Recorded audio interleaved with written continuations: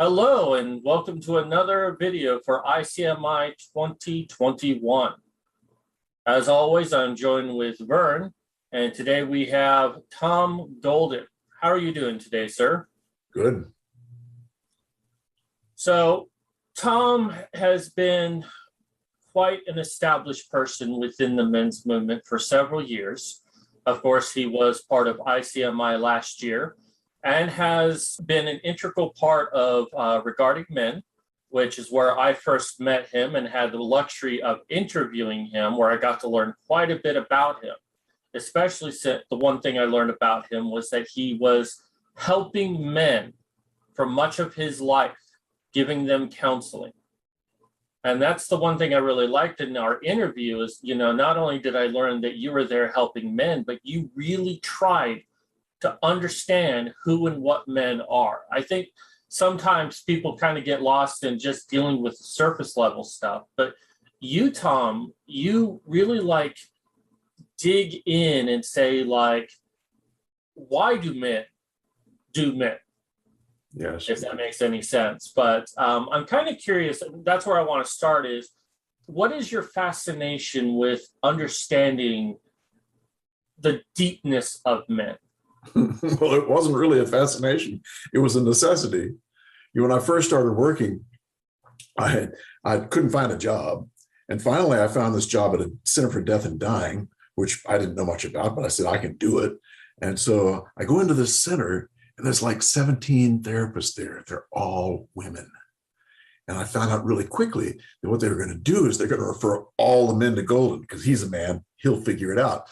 So the reason I was interested in men was because my entire caseload was men. I was filled with men, and what I had been taught to do in grad school was not working. It didn't work at all. With women, you could sit, you could talk about feelings and emotions and make good eye contact, and everything would just work fine. But the guys, it's like eye contact would make them, kind of jumpy. And of course, later I found out that eye contact for men means what? It means something very different. A man-to-man eye contact means put them up, pal. So I didn't know that at the time. And what I did know was that what I was doing wasn't working very well because I was trying to make them women. I was trying to make them process things like women do. And that sucks because men have beautiful ways of dealing with their emotions that almost no one knows about. And I hope we can talk today about some of those ways because it's going to help men if they just know some of those ways. So anyway, we're here. I'm at this place called the St. Francis Center, struggling because I've got all these men and it's not working. And I bumped into this research, this anthropological grief research that looked at indigenous tribes and how they dealt with loss. And man, my head was turned. I just got turned around completely because what I saw over and over and over again was the men were given an action to do. They were given something to do, and the women were given a place to emote, to talk about it, to be with each other, to kind of face-to-face talk things out. The guys were given stuff to do, take care of the body, dig the grave, make the coffin, take care of the visitors. All of those things were the guys' things to do. And I started realizing, holy crap, this is a major difference in the way we process things. And the women tend to talk more, and guys talk too. I mean, it's not like it's 100% one way or the other, but guys tend to do more action-oriented things that help them connect in with the loss in one way or another. And so that really turned my head right there. I was like, whoa, because I realized in our culture, what have we got? All of the rituals have been thrown out the window. There's no cultural rituals anymore for guys. There's someone else digs the grave, someone else makes the coffin, someone else even gives the eulogy sometimes. So it leaves guys in funeral homes tapping their foot with nothing to do, no actions to take. And so I started waking up to men and started seeing that instead of talking about his emotions, it was so much easier and so much better to talk about his actions. What are you doing in honor of? What's happening in your life? When you're driving in the car, going from one place to another, what are you thinking about? Because men, there's three basic ways to heal. There's interaction, which is talking about it, which we all know about. And it's exactly what we tell men they're not doing enough of, that they need to be more like women, which is bullshit, you know. Then there's action, which is connecting the loss or the emotion with an action of some sort. And then there's inaction or solitude, doing things quietly. You know, I started seeing that men would grieve more in their cars when they're driving to work. They were thinking, this one guy had this necklace of his daughter who died on the dashboard, you know. He'd lean over, he'd talk about touching the little shark's tooth. You know, it was that touch where, boom, all of it came back. It all came back. And every time it comes back, that's processing this stuff. You know, PTSD. You know, what is PTSD? PTSD is people trying to process the old stuff, but it's so unsafe and so scary that they can't process it. So a loop develops. You know, because what I realized after a while was there's two things that help process emotions, whether it's men or women. First thing is safety. You've got to have some place where you feel a certain amount of safety. Women usually will feel safe talking. Men, not so much. And there's a lot of good reasons why men don't feel safe in a talking environment. And the second part is, once you find that safety, then you tell the story. You tell the story of your loss. So for this guy in the car, when he touched that little shark's tooth, it all came back in his brain. He was telling the story within his own mind. Men for thousands of years have been blessed to find solitude, long periods of solitude to heal. You know, Christ in the Bible, he'd go into the desert for, 40 days and 40 nights. And I remember Mary, falling in and saying he needed to join a support group. She didn't do that. They let him be. They let him be a man, and by being a man, he's probably going to process things through action or through inaction. And some talking, it's okay. And men talk, just like women will use action and inaction. In fact, the research that I read, and hundreds of studies of these tribes, the indigenous people, usually they would give women both actions and a place to emote. But the men, they would only give the actions. So you'll see in our culture, the women oftentimes will both talk about it and use action. They use kind of both. They go both ways. The men tend to use action or inaction. So I can definitely relate to finding safety through action. I could cite my own examples later on in the video myself. But so can you explain why don't men feel safe in a talking environment? Because you mentioned that. Well, that's the whole piece that we're going to talk about in time. What I wanted to do is talk about the what first. What it is that men do in order to heal. And then we'll talk about the why, if that's okay, because it's the two very, very important pieces of things. And there's 4 or 5 different reasons why men don't feel safe in that talking environment. And men need to know these things, because when the woman says, "You're not dealing with your feelings," he can say, "No, I deal with in a different way than you do. You don't have to be nasty. You can just kind of state a fact. I have a different way of processing." Because guess what? Women, to say that he's not dealing with his feelings. Think about this, guys. Have you ever been told by a man you're not dealing with your feelings? Either of you? No, of course not. Because guys don't do that. Why don't they do that? Because they know what it's like to be a man. They know what it's like. Close to 100% of the time, anyone who's telling you you're not dealing with your feelings is most likely a woman. And that's the most presumptuous, arrogant, narcissistic thing to say, because she's expecting everyone to be like her. Honey, everyone's not like you. Can you even take a moment's time to understand how he may be different from you, rather than calling him out for not being like you? It just pisses me off, because I've seen it over and over again. When I was doing therapy with these men and women, sometimes it'd be couples therapy. And there was 2 things that always were in every couple I ever saw. One was the man needed to say what he wants. In a blue pill relationship, Men are discouraged from saying what they want. They're encouraged to ask what the woman wants. Oh, what do you want, dearie? You know, he's not saying, I want Wednesdays to go out with the guys and play basketball. He's not saying that. He's not saying, you know, I want you to do this. I want you to do that. But she is. She's saying, oh, here's your list of things to do. You know, crazy, crazy, crazy. So guys need to stand up and say, this is what I want. That's the one thing. The other thing was that women do not understand the way men process emotions. Those two things were almost every time. You know, and when women do find out how men process, the whole relationship changes.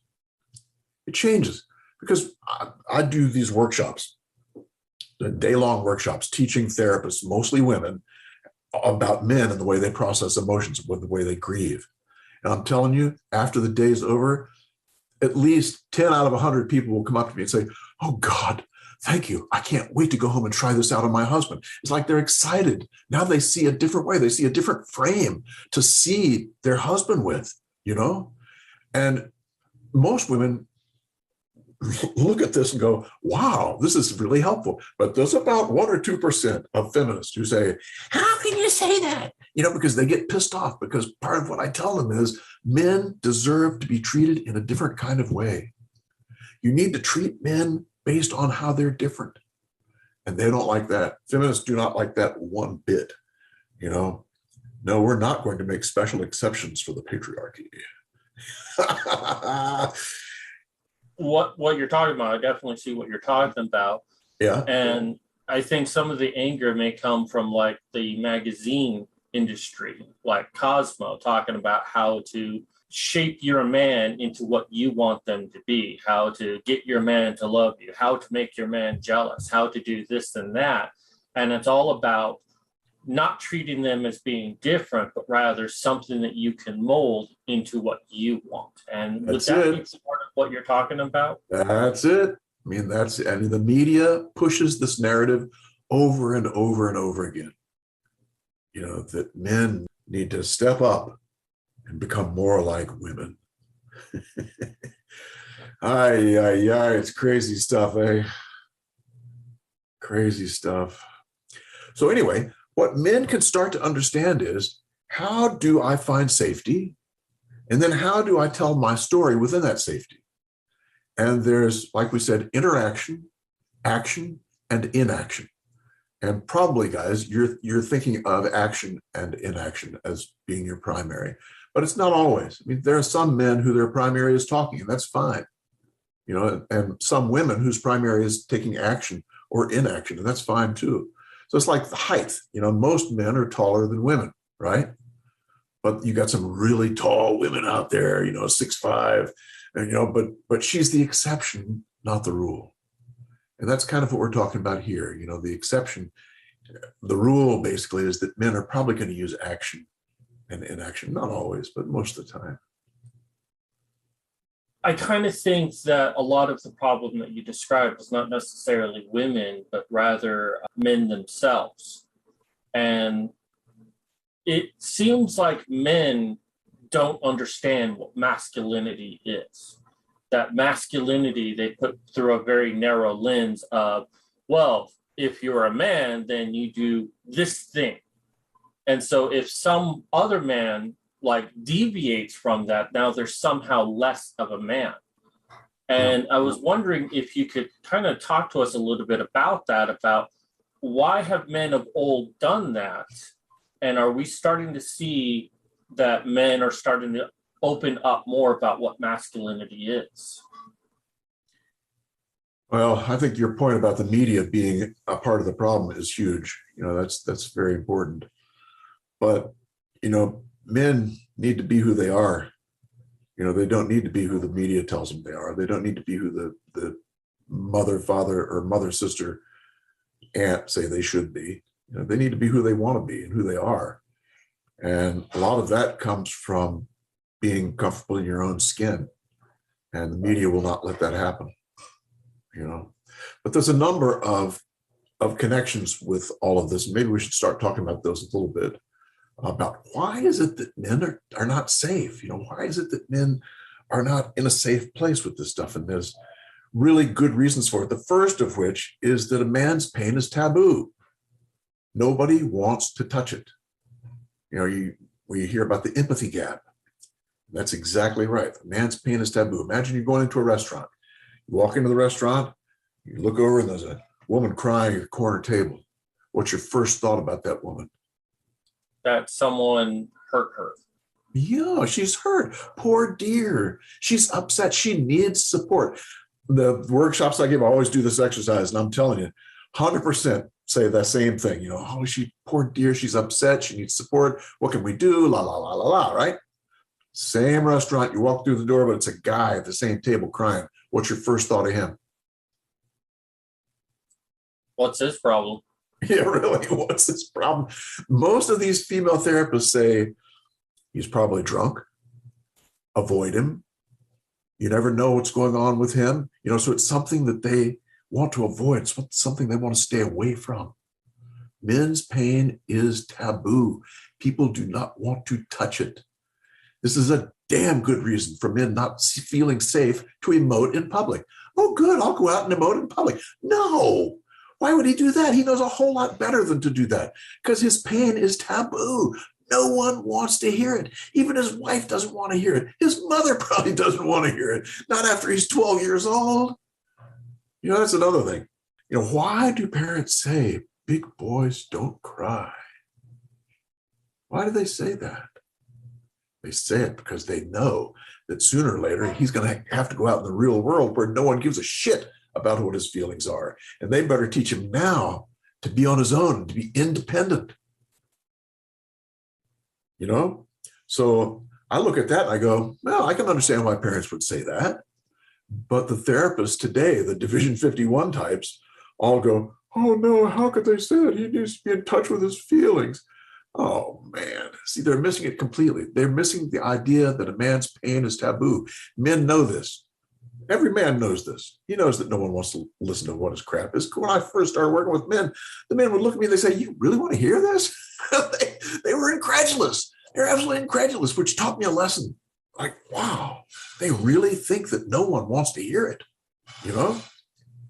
And in fact, that was the case in a lot of ways, Anyways, the first thing is the man's pain is taboo. Second thing is testosterone. Oh, lordy. Good old testosterone. Alan Alda started us off by saying the inner testosterone poison, la, la, la, la, la. And the researchers have spent 20 or 30 years trying to prove that testosterone is related to aggression or violence or whatever, and they failed. And they know now that it's not related to aggression and violence. What does testosterone do? It pushes men to strive for status. Strive for status. Yeah, we get this push. It says, do better. Be better than him.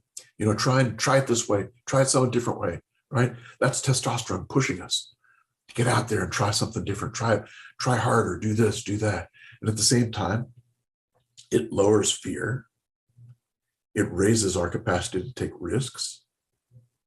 And it does one more, well, actually they're finding too, it lowers stress to a degree, but it also does something called threat vigilance. Oh God, threat vigilance, which is basically if you have your status challenged and you're a man, threat vigilance tells you to fight back. Don't let that go. Don't let it go when you get challenged. Hit back now. Think about bar fights, it's threat vigilance. One guy says, you suck. In other words, your status is low. The other guy says, no, you suck. And then they're going to fight it out about who sucks, right? It's all a status-driven kind of thing with testosterone, pushing it because that threat vigilance piece is there. Well, Anyway. Also in addition to that is invention. Invention is a seeking of status. And while we've had great female inventors, I will acknowledge them, majority have been men to say, I'm being challenged in this problem. How do I solve it? Yes. And they go out and solve it, and they gain status as a result of that. And that's why society as a whole benefits from men having testosterone, because they go and make our lives better. And Yes. without that key component, then the rate of innovation severely drops. We'd be in grass huts. And as much as the research on testosterone has not helped us until very recently, when they've now decided this strive for status thing is involved, one of the things that has helped us are the trans men. And maybe we can talk about that for just a second, because it's critical. Because what we have now is biological women who are taking huge doses of testosterone, and literally that's an experiment. That's an experiment that now we can reap the benefits from by listening to what these trans men say about what happened to their emotions as they were going through this transition. So let me try and share my screen here. There's a book called The Testosterone Files by Max Valeria, and I've interviewed Max a couple of times, and you can find that on my YouTube channel. It's fascinating stuff. I love Max. Max is a trans man, and he wrote a book called Testosterone Files, and in the book, Max talks about emotional changes that he went through. Here, listen to this. I've noticed that when I'm emotional, it's more difficult to put my feelings into words. This is where women have a distinct advantage. I find it very hard now to explain or articulate my feelings when I'm actually in the throes of feeling them. I can't tell you the number of times in couples therapy when a couples therapist will say to the woman, "What are you feeling?" And she'll go on for 2 minutes. She'll look to the man and say, "What are you feeling?" And he'll,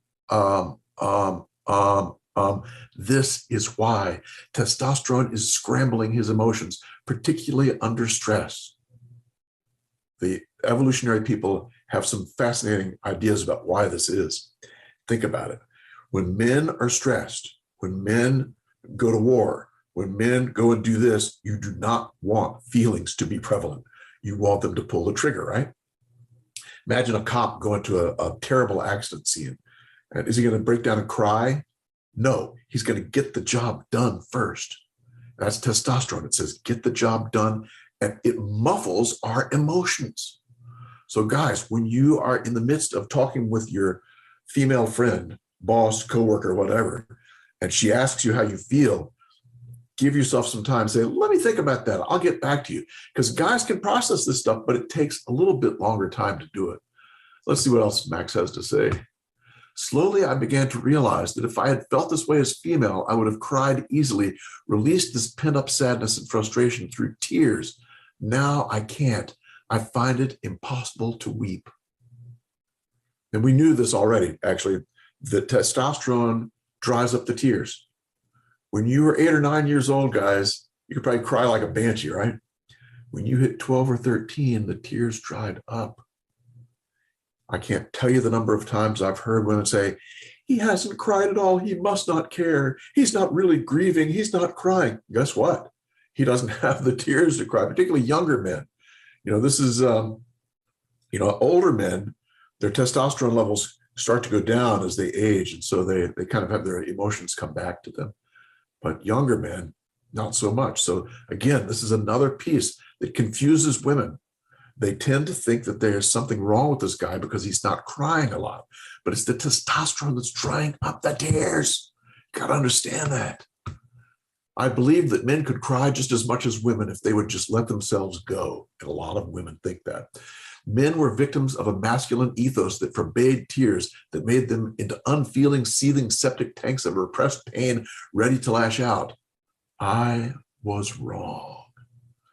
Max says, holy crap, now I understand men. In fact, the book talks about Max going back to his feminist friends and saying, hey, look, I understand men now. I understand why men do the things they do. And guess what? The feminists threw him out. They said, no, we're not going to listen to that crap. I don't believe that crap for a second. So that's so important for men to know about this. Now, the research has not caught up with the trans men, but I think it's important for men to know that testosterone does stuff to our tears, to our emotions, and to the way we articulate things that changes us and makes us very unlike women. Women do not understand this. They think that men should be just like them, and that's bullshit. One thing that testosterone gives us men that it doesn't really give women, yes, they have a small amount of testosterone, but it allows us to compartmentalize. our emotions, to separate our emotions from the task that needs to be done. We can feel the emotions later. Let's get the task done first. Correct. Whereas women are different, that they need to get the emotions out first before they can get the task done. Yes. Yes. And women have the right to be fragile. Men don't. You know, a fragile man is someone who's thrown out the door, you know. And that's a very good point that you're making right there, is it's not that men are incapable of having emotions. They're more than capable Right. of having emotions, but Oh, it's yes. like a few years ago, like almost a decade ago, I bathe in male tears. Feminists kept saying, we want men to express their emotions. No, The they don't. moment they did, it's I bathe in male tears. Right. Us in the men's rights movement, it's like, we want you to be a part of the conversation. The moment you are, oh, you're just a bunch of neckbeard crybabies. And it's like, you keep sending us mixed messages here. You Yes. want us to participate with our emotions, but the moment we do, you lambast us.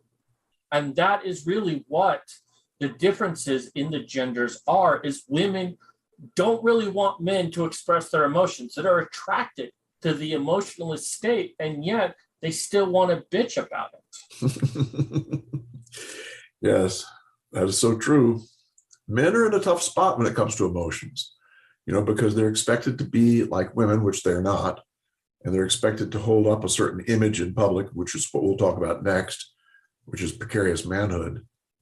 You know, boy, women don't have this thing called precarious manhood, which researchers have been studying now for, I guess, 10 years or so. And he's just hanging on the cliff, right? It's like manhood is precarious. But, oops, sorry about that. The status of men is often challenged.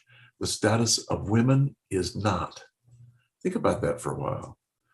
The status of men is challenged. The status of women is not. So not only is that the case, I apologize, but not only is the case the status of women is not, women then declare that it is, just to take away the challenge of the status of men. Now that's an interesting point. Yes, they claim that their status is challenged when actually, you know, no one is saying they're not a woman. You know, whereas man's challenge is that people will say they're not a real man. Oh, he's not a real man, you know? And that's common for boys once they hit puberty. Boom. You know, they hear this challenge all the time. You've got to strive for status. So the testosterone fuels this status stuff. And then precarious manhood is the social slotting mechanism that puts men into a hierarchy. Does that make sense? Now, the slotting mechanism is really critical because what are men slotted for? And let's not get ahead of ourselves here. Manhood must be earned. Womanhood is ascribed. Manhood is tenuous and can be lost and taken away. Think about it. Womanhood is ascribed. As soon as a girl has her period, she's a woman now. Oh, she's a woman. But no, boys are not men until they prove it. And they can lose it. It's tenuous, it can be taken away. And what's the cost of its being taken away? He loses his role as being a man. Manhood is determined by others and requires public demonstrations of proof. Okay, now, can you see how all of this plays into men not feeling safe in public emoting? Because if he emotes in public, boom, his status drops like a rock. So public emoting is not a safe place for men, you know, because testosterone pushes us, because the slotting mechanism of precarious manhood is there, which challenges us. And if we want to stay up in the hierarchy, we better make sure we don't look dependent. You know, that's what the whole slotting mechanism is about. You know, the men at the very top of the slotting mechanism are independent. No one tells them what to do, right? So men will tend to try and look like no one tells them what to do whenever they can, because that's how they maintain a higher status. Of course, status is all kinds of things: money, fame, education, height, I mean, all sorts of things. So men are in this hierarchy where they know where they are. You know, remember, boys know what hierarchy is. I can remember when I was a little guy and we choose sides, right? And the two best guys would choose sides. And I was never one of the best guys. I was probably middle, sometimes lower middle. But man, they choose the best guy first. The other team would choose the best guy, then the next best guy, the next best guy. And you, please, Lord, not last, right? But that whole mechanism of going through being chosen in that order teaches boys about the hierarchy. It teaches boys where their peers see them in the hierarchy. It's a very helpful lesson for later, you know, when they get out into the workforce, because they start learning about this hierarchy, who's there, who's on top, how can I move up? You know, one guy says, well, we need a catcher. I can play catcher. You know, he moves up in the hierarchy because he didn't know how to play catcher, because there was a role that needed to be filled, right? So men learn how to fill roles in order to make their status go up.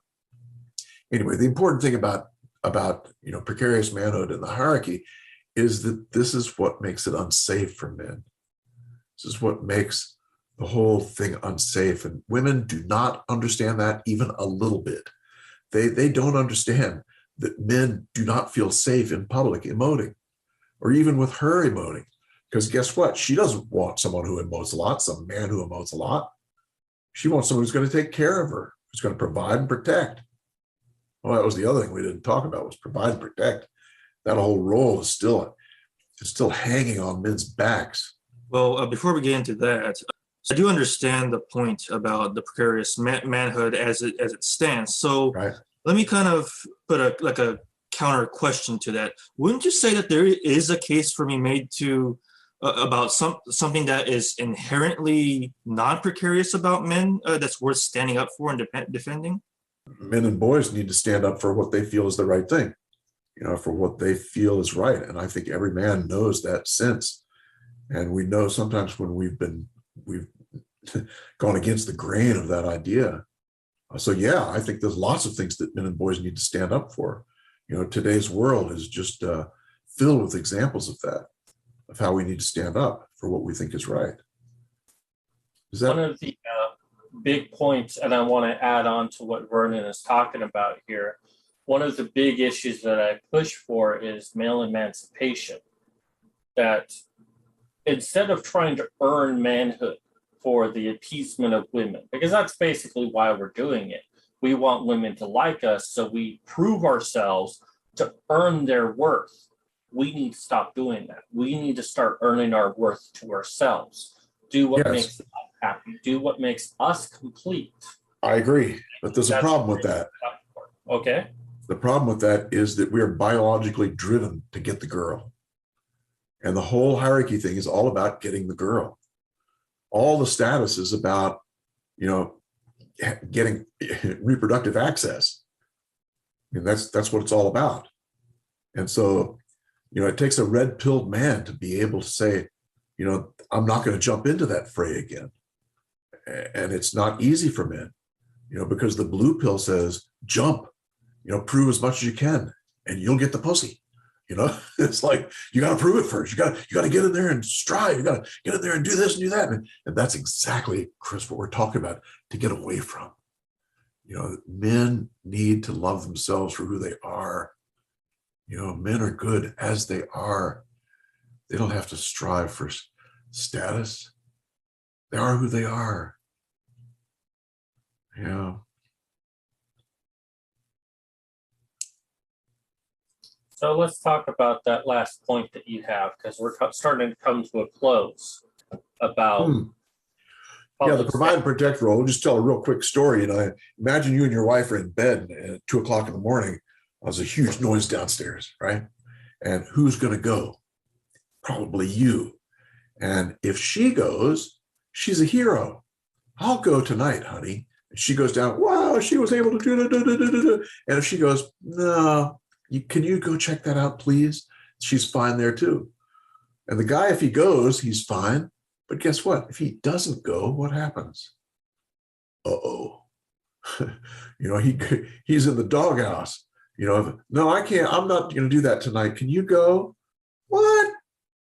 he can't get rid of this provide and protect role. It's there. It's on his back. It's very difficult to be able to release it. And so that's yet one more reason why men are reluctant to emote so much in public or interact with women or men about their emotions, because he's the provider and the protector. Providers and protectors are independent. They're not dependent. You don't see the cop falling in tears before he goes to the accident. This is what we're striving for. Anyway, so we take all of this, and how do you explain this to women? How do you explain it to them? The first thing you say is, you're not understanding my way of doing things. Will you take some time to listen to what I'm going to tell you about the way I process emotions? And get her to hear you out about what you're about to say. And then think about what you've heard so far, guys. And think about, do you use action? And by the way, the action piece is almost always involved with honoring. So it's like when my father died, my brother and I built the container for his ashes. We built it that week in his garage, which was his workshop. And men would come in from there. His friends would come in to help us build it. And that group of men building that container, we bitched back and forth about each other. And, you can't bevel that edge any better than that, et cetera, et cetera. We also told stories about my father because the box gave us a safe place to be able to tell the stories, right? If you'd taken that same group of men and put them into the living room, put them in a circle and say, okay, talk about things. Ain't gonna work. Do you see how it works? By honoring my father with that box and being together and doing the best job we could do, we created safety for ourselves to be able to talk about the stuff that was upsetting. Does that make sense? So critical. So guys, think about what you do in honor of. Gosh, Michael Jordan, remember he quit basketball, and everybody was shocked. Then he said, I'm going to go play baseball. Everybody was shocked again.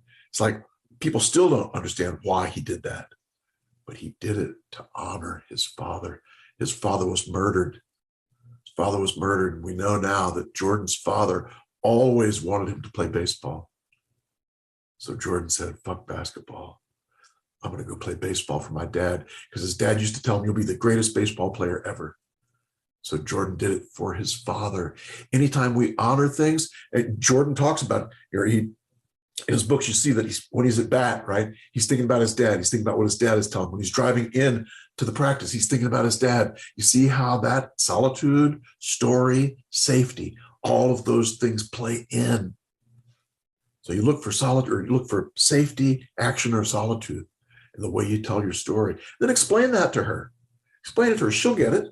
If she doesn't get it, get my little book, The Way Men Heal, and say, read this. And that explains a little bit more in depth than we've gone over now. And it's only 57 pages. It's easy, easy, easy. But the point is, talk to her.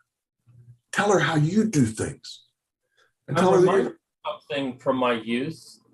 Some women were complaining about men, like, oh, those men, all they want to do is just drink beer and try to fix a car that they can't get working.